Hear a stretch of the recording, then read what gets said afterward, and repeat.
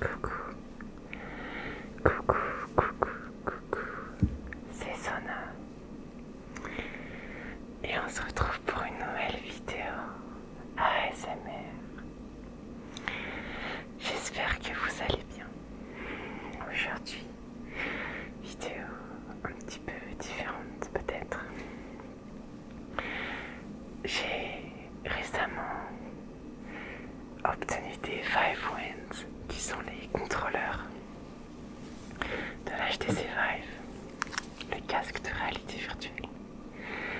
Et je trouve que les boutons font un son très relaxant.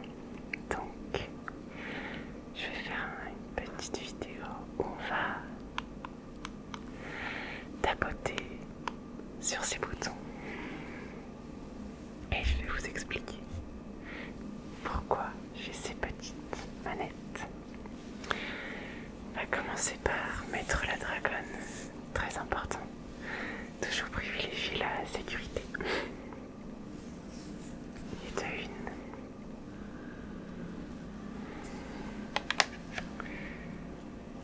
Et deux. Youp.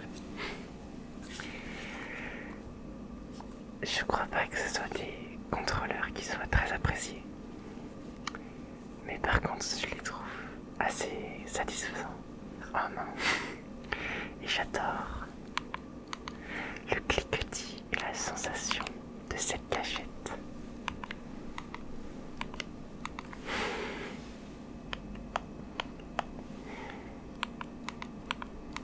Je sais pas pour vous, mais j'adore.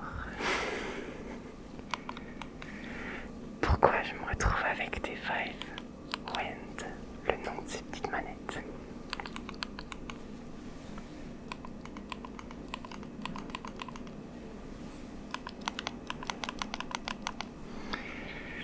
Mon casque principal, c'est un Quest. Donc c'est pas du tout ce genre de manette qu'on utilise normalement.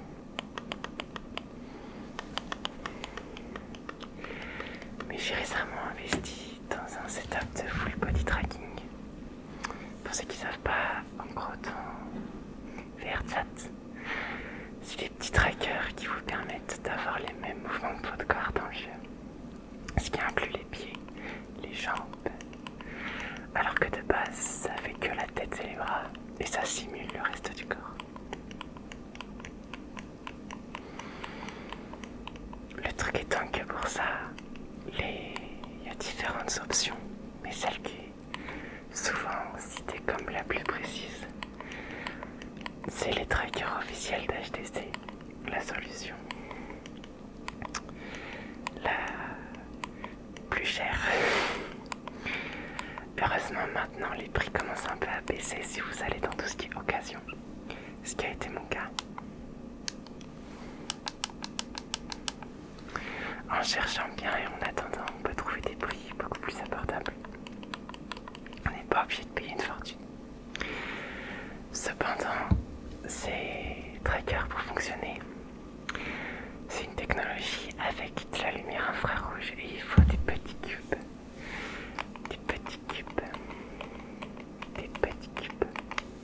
Qui envoient de la lumière infrarouge sur les capteurs et qui permettent de les situer dans l'espace.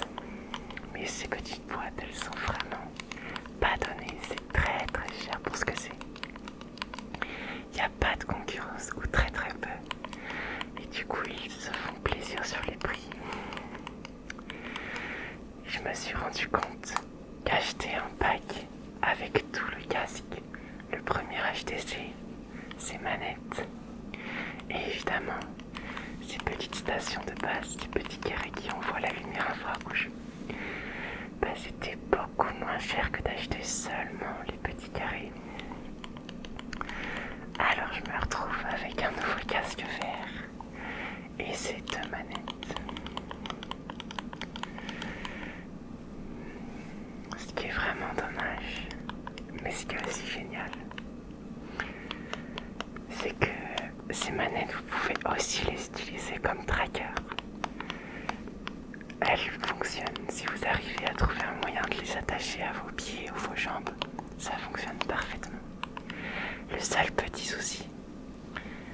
c'est évidemment leur taille, parce que il faut réussir à accrocher ça de manière pas trop désagréable si vous voulez les utiliser comme tracker sur votre jambe ou votre bras ou ce que vous voulez.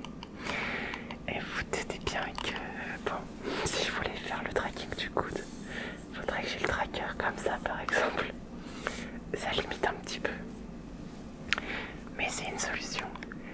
Et vu que c'est fait pour traquer les mains, la précision elle est la même que les trackers que vous pouvez acheter. Donc ça peut être vraiment une bonne solution.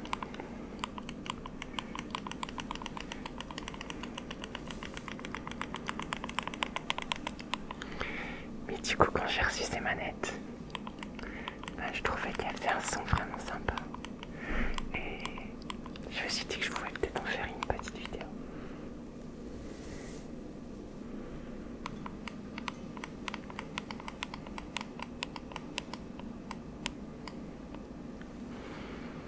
Ce qui est assez rigolo, c'est que elles sont des enceintes intégrées pour une seule feature que tous les trucs de Steam aiment bien faire. Parce que j'avais aussi un VIA Steam Controller qui est basiquement la même technologie avec le même petit joystick tactile et tout. Et le Steam Controller fait la même chose que ces Wend. Quand vous l'allumez, je vais la mettre un peu loin, pas que ça soit trop fort. Elle fait un petit bruit. Et quand vous l'éteignez, si elle veut bien s'éteindre, elle fait un autre petit bruit. C'est une feature qui est vraiment pas très utile, mais ça montre le petit souci du détail que les appareils Steam ont. C'est cher, mais en moins c'est de bonne qualité. Après, c'est quand même un peu abusé les prix de tous les équipements VR. Mais vu que le marché est assez fermé, ils peuvent un peu mettre les prix qu'ils veulent. Si vous voulez commencer à avoir un premier casque ou investir un petit peu, je vous conseille vraiment d'aller sur de l'occasion. C'est du matériel qui est résistant. Et même si c'est de la seconde main, il y a très peu de chances que vous ayez un souci avec le matériel. Et vous l'aurez pour la moitié, un tiers, un quart du prix.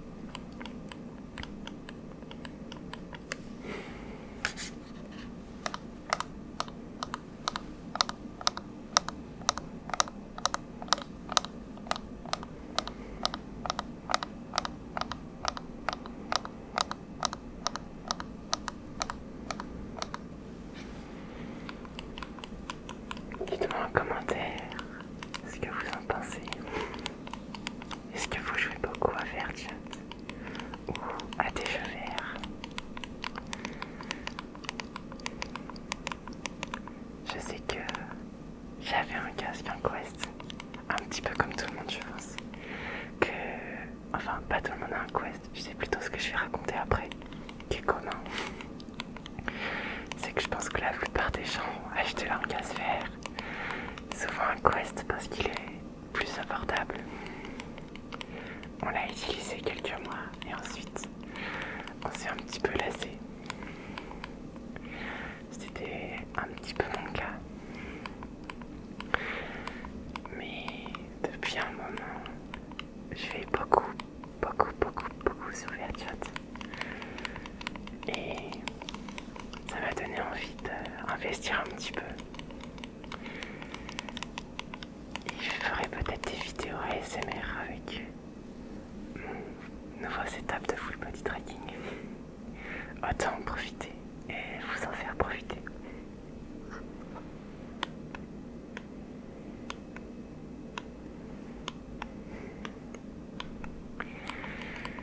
C'était une vidéo toute simple de moi qui parle, qui raconte tout et n'importe quoi. Ce qui est souvent le cas avec mes petites manettes.